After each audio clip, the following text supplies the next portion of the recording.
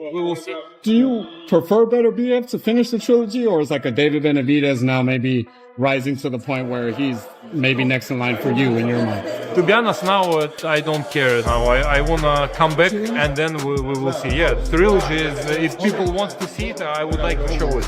If people wanna see Benavidez, let's do it. But for my soul also, I wanna come. I wanna move up. I wanna try to another weight class. I wanna have some more achievement. We will see. Maybe the winner of Benavidez versus Bivol? Maybe yeah. It's interesting. Yeah. Yeah, I believe in my heart I'm the best pound for pound fighter in the world. I don't think I'm number one yet until I beat Bivol. And trust me, I will beat Bivol. If not like that, I'll beat him worse than I beat Zurdo. With Bivol, I'm not happy with getting the world title like that. I'd rather win it. You know, I was in line for 3 years, bro. For Canelo, I was in line for 3 years. Now with these guys, I've been like a year. At the end of the day, that's more negotiating power when you have a world title. And now this time, where Bivol won both fights, clearly. He could have fought me, and if he thinks he could beat me, and then go fight Beterbiev again. So what's the excuse now? He wants to fight Beterbiev again, which is honorable. Dmitry Bivol, his fighting style, when he fought Beterbiev, that's a perfect game plan. Lateral movement, jabs, 1, 2, 3. So it's gonna be the same thing. I don't know if Beterbiev could really be very square. And he does a lot of weights and shit like that. Unless he just turns it into a fight and stalks the shit out of him. Well, he tried to do that the first 2 times. Not easy. Good sparring. Yeah? I like this. When you should do thinking every time. David spars everybody. Heavyweights, light heavyweights. He says you and Triple G hit the hardest. Thank you. But he said But I don't think that. Golovkin close, you distant. Style. David spar with another guys because he big. Yeah, he bigger than me. Who do you think poses the harder fight for you between Bivol and Beterbiev? Who presents the more difficult fight? I think probably Beterbiev. Yeah. Because he's 14-0, 14 knockouts, or 15-0, 15 knockouts. Yeah. The thing I see about him is a little bit different. It might be an easier way to beat him is that he's really flat-footed, but he has a lot of power. Yeah. The thing about Bivol, he's more of a complete fighter. Right. He can hit you from here, he can move here. You know, you can't hit him. He's moving, using the whole ring. Bivol versus Benavidez. Who you got in that fight? Kid, I don't know anymore. I used to have Benavidez.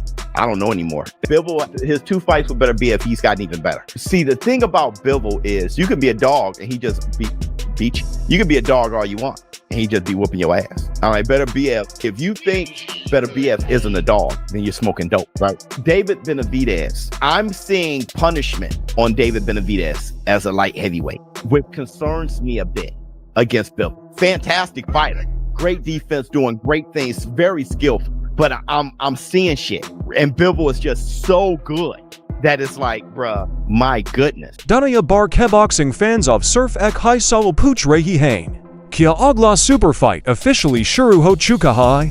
Kyunk Jab Dmitry Bivol Any I'm Ready. Kaha, Pura Boxing World Hilgaya. Or Ye Statement Kissy Random Opponent Kelai Nahitha.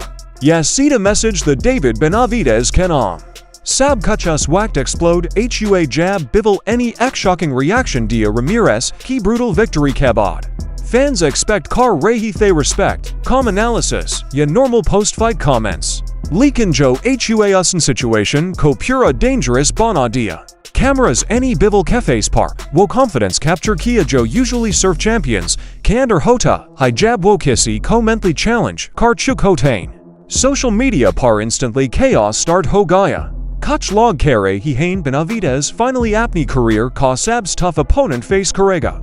Dusri side fans claim Kar Rehi Hain Kebibel already warning issue Kar Chuka High or of fight surf announcement Esidor High. Boxing insiders be shocked Hain Kyung Bibel normally calm or calculated fighter Mana Jada High. Leakin is his Dafa Usky body language completely different Thi. Highswo already war mode main enter Kar Chukaho. Or Sak Khan to match up terrifying Lagra Hahai. X-side technical monster Bivol. Dusri Tarov pressure machine Benavidez. Dono undefeated mentality Kes Athenter Kartain. Dono knockout power Raktain. Dono Koleg to high Kewo unbeatable Hain. EC Live fans is his potential clash ko pure violence Kere He Hain. Leakin Osli Shock Abi Baki High. Reports Kemutabik backstage Kuch AC Batine Hui Hainjo public koav talk Nahi Pada. Or insiders claim Kar Rehi Hain Kebibel Ka I'm ready surf confidence Nahida.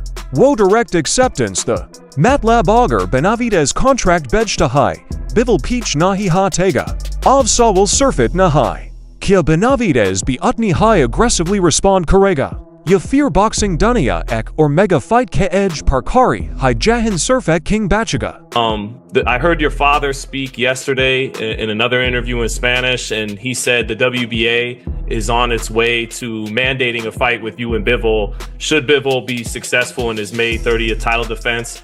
Is that the plan, to fight Dmitry Bivol next? And are you guys going to reach out to make that happen after May 30th? No, yeah, for sure. So we're already in talks with that. But, you know, first things first, we got to see how he comes out. If he comes out with any injuries, I don't think he's going to have any problems in that type of way. But that fight is definitely happening. I told you guys that's the next one, and that's exactly what we have on our radar. That's the one we're going to make happen next. With Zurdo, you know, there was so much talk about the sparring. Was this a case where, in a good part, in large part because of the sparring, this was a fighter you knew you were going to beat? And is that the case with Dmitry Bivol too?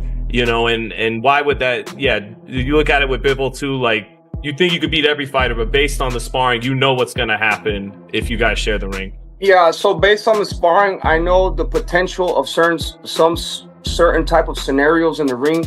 And you know, for a fight to change and fight to end, it only needs 1 second or one good combination. So I know that I told you guys over and over then that I did this to Ramirez in the ring. I did the same thing to Dmitry Bivol. You know, I'm not trying to be cocky. I'm not trying to be disrespectful, but those are just the facts. You know what I mean? So I'm coming into this 100% confidence already. I'm not riding on my high horse. I'm not letting the confidence just lead me because I still put in the work. So I put in so much work. That's why I work so hard. You know, people always ask me, why do you train 4 or 5 months? I'm like, bro, because at the end of the day, these are the top level guys. You got to give them the respect they deserve in the ring. So I made sure every stone was there was no stone left unturned. And I made sure I worked on everything. The defense was good. The offense was good. The combinations was good. The power was good. So, man, I just, you know, I'm a different type of fighter. It was more than just a win when Colberto Zordo Ramirez was beaten so badly. It was a bad thing to say about the rest of the sport. After throwing Zordo a bunch of lightning-fast combinations, Benavidez was the first person to stop him. In the 6th round, Zordo had to take a 10 count.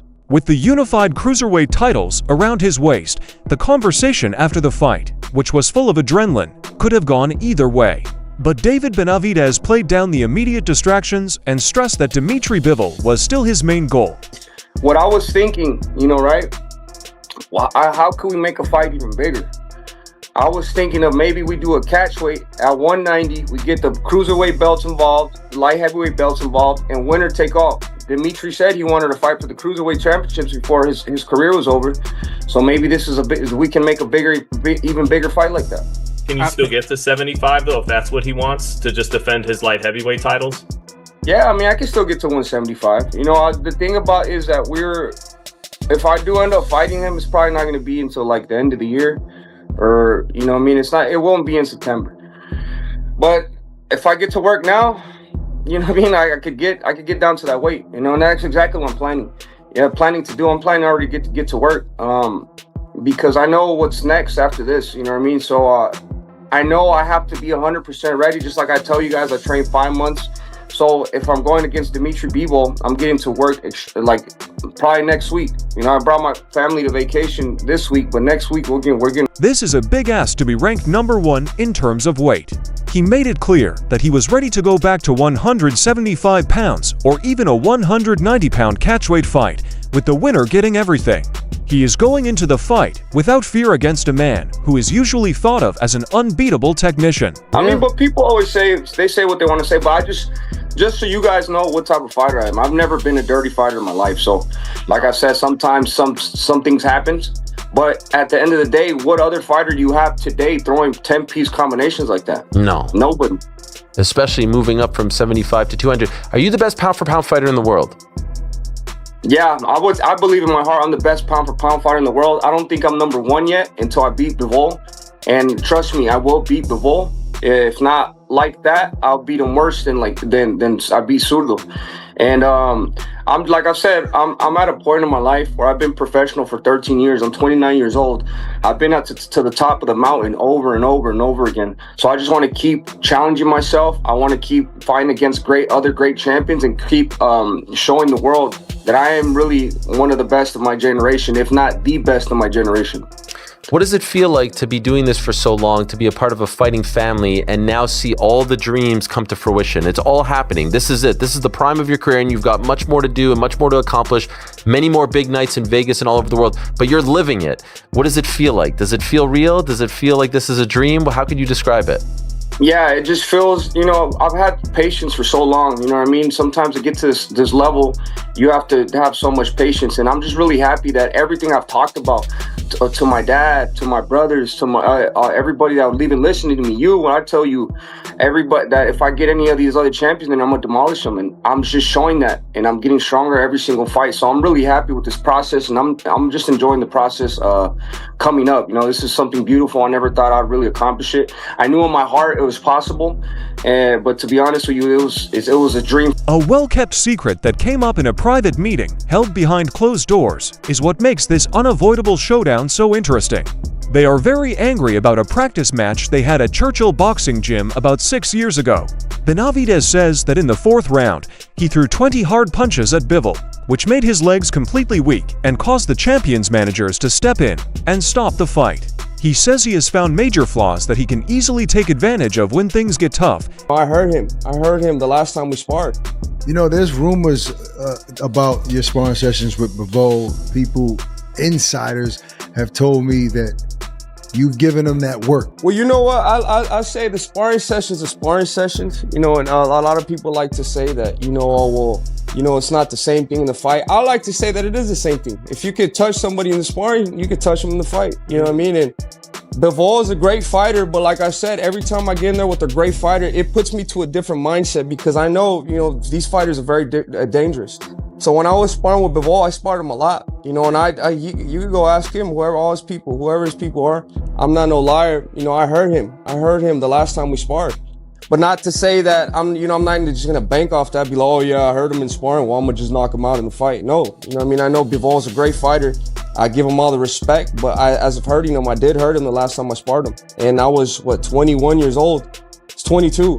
Wow. I was 22 years old. Wow. But to answer your question, he's became a great fighter. He's gotten way better since then. But guess what? I've got way better since then. But Bivol has a very different point of view. The Russian technician flatly rejects the story, saying that sparring is only used to test techniques and practice guided drills, not to make it feel like a real fight. He laughed off the accusations with almost icy disdain, setting the stage for a big fight to settle the argument. For the sparring with David? I remember, we had a couple of sparrings. I remember it was some of good moments from my side, some good moments from his side. But it's sparrings, this camp I had a lot of sparrings with different opponents, and sometimes they were really good with me and I was angry. And because sparring, it's sparring, you do some things which coach told you should do this and this, and you are trying one round, you couldn't do it. Another round you try to do this, it couldn't. On the 3rd round you can do it once only, and you feel like you win this sparring because you did what your coach asked you, And in the fight, of course, it's different. In the fight, they ask you to do something, you will not waste your time if it's it's not good. You will try to do another another, and sparring, it's trainings. It's practice. Practicing, it's practice. But a lot of people always say like, oh, I beat so and so in sparring, that means I'll beat them in a real fight, or they get more confidence because of that. It's possible. I have a lot of guys who beat me in sparrings, to be honest. And I don't know what to say. Bivol stays quiet and collected, but the ghosts of Benavidez's past victims are anything but. A big secret from organizer Samson Lucic that completely shatters Canelo Alvarez's image, as Brave is still making waves in the boxing world. Insiders say that Eddie Reynoso, Canelo's manager, was very against the planned sparring match between his star fighter and the young Benavidez. The reason given was very honest. It is said that Reynoso was afraid that Benavidez would hurt Canelo badly and knock him out while they were training. Who he's gonna fight next? What is next for David? Do we know yet? Nobody will fight on December or January. Most likely January will be. Do you think he and Canelo can ever happen? No. Why not?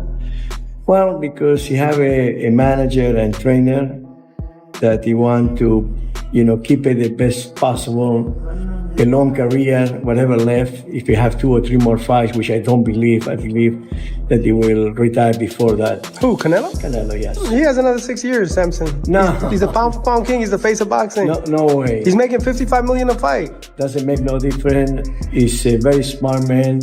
He will not take chance to get hurt. And I applaud it. I'm very happy that it's very smart. Canelo is, and by the way, I never can say ever that Canelo is afraid of Benavidez. Who is afraid of Benavidez is Eddie Reynoso. I don't think anybody's afraid of anybody at this level. Everybody wants to fight the best. Look, you need to have respect for all the fighters. If the money's right, he will fight.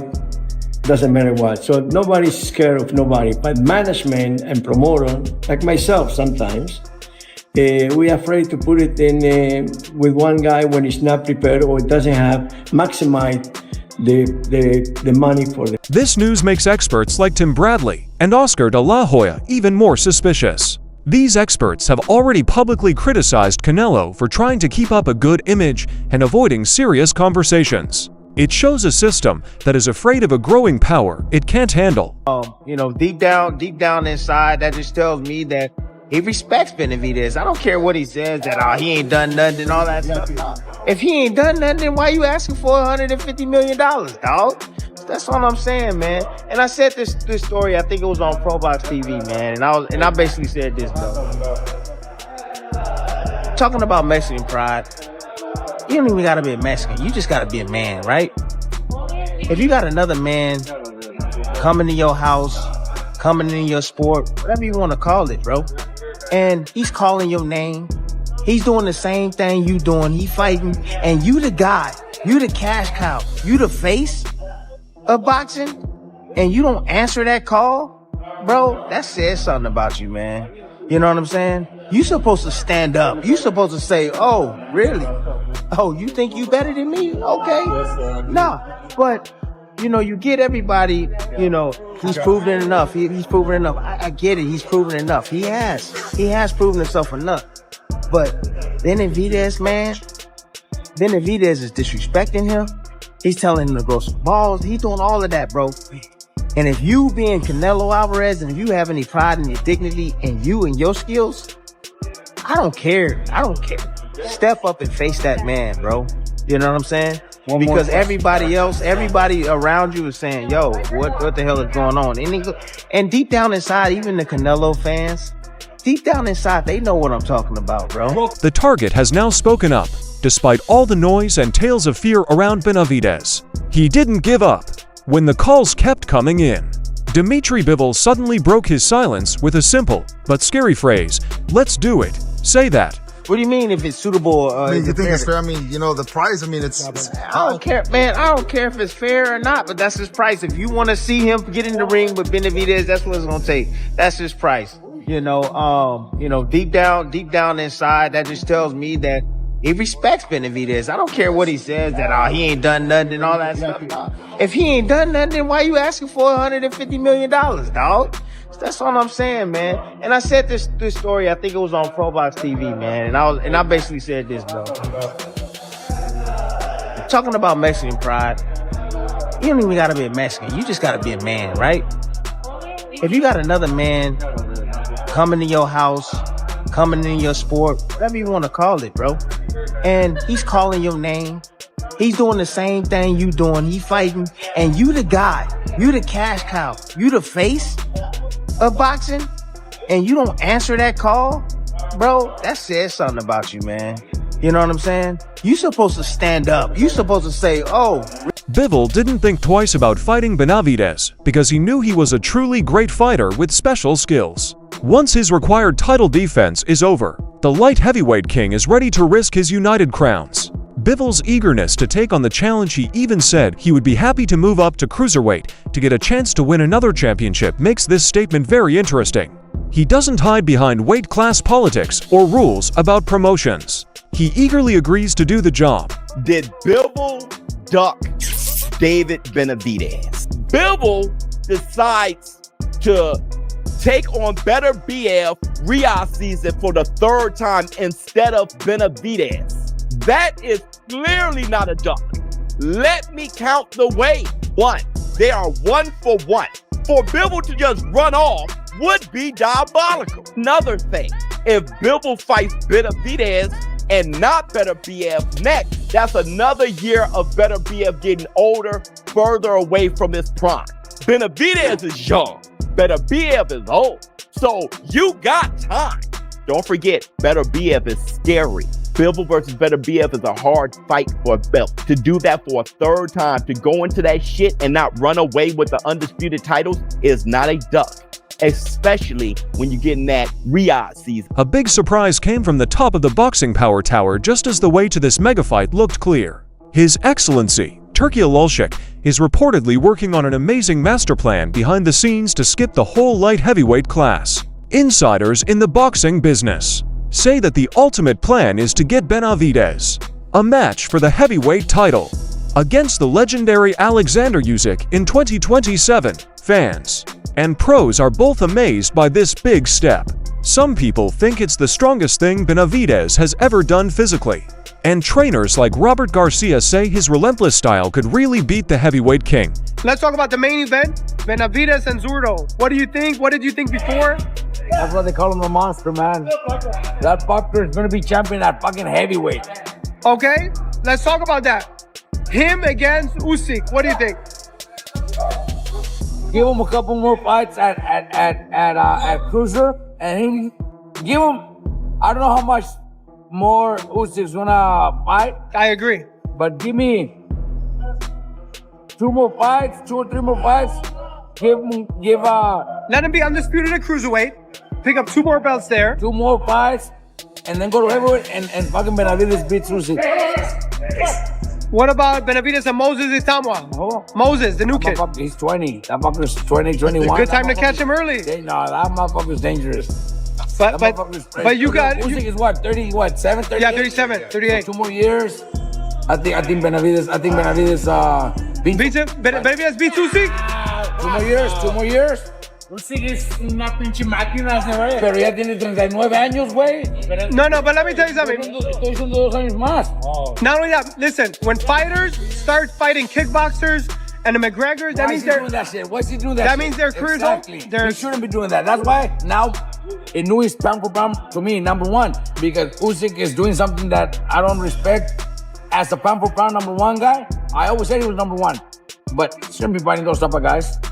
It's all right to do that, but not. Others think it could be a bad idea and wonder if going up against a true master like Usyk is just too much for the young winner at this point in time. When it comes to speed, this is something you always agree with when it comes to Usyk.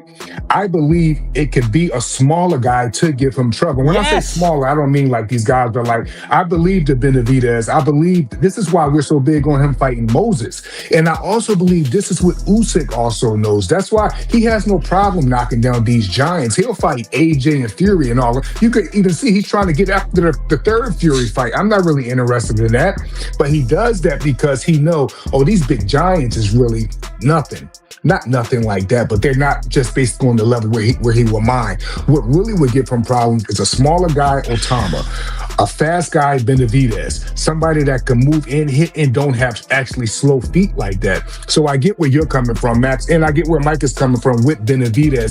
It's not a long shot why I can see why he would want that fight, so it makes sense, but he has Zurdo Ramirez to handle on May 2nd. By the way, Usyk had some tough fights at cruiserweight as much as at heavyweight. Like Michael Hunter gave him a nice fight. I called that fight. He fought, who did Opataya beat for the cruiserweight title? The long reigning champion, Mike Coppinger. Marius Bradis, excuse me. Bradis is one of the best cruiserweights ever, really, in the 50-year division of history of that division. Bradis gave him go. Like, he's had tough fights at cruiserweight. Usyk, because those guys are skillful and fast and all that stuff. What do you think? Before the young winner can reach his heavyweight goals, he has to face the facts of the basketball game, which presents a scary stylistic dilemma. The truth about the basketball game is a hard-to-solve style puzzle. Many fans are split over what former champion Teofimo Lopez said about the sport. I think the fans are going to win on that one for sure, but I got to say, the way Benavidez is looking, I think that, got to lean towards him. He could do, think about, hold on, wait, what did I just hear? Think about what we just said on this show. And guys, it's with the caveat that he had the right guy in front of him, right? Zurdo at cruiserweight. But I have said so far in this show that Benavidez has to be in the conversation, considering he did it at 200 pounds for fastest combination puncher of all time. Devin is saying that's a hell of a fight, him and Usyk. Teo just came out and said he'd lean Benavidez against the heavyweight champ. And also, Usyk is turning 40 next year? Yeah, he's 38. That matter. Okay, 38, 39, 40, that's close. That's 40 years old, that matters. And the speed thing, Usyk always fighting guys he's faster than, quicker than. Now, it's not gonna be like that. Benavidez looks like an unstoppable force on paper, depending on his huge size, vicious bodywork, and constant forward pressure. That being said, Dmitry Bivol is mostly a boxer surgeon. His great footwork, constant movement, and total control over distance are very important.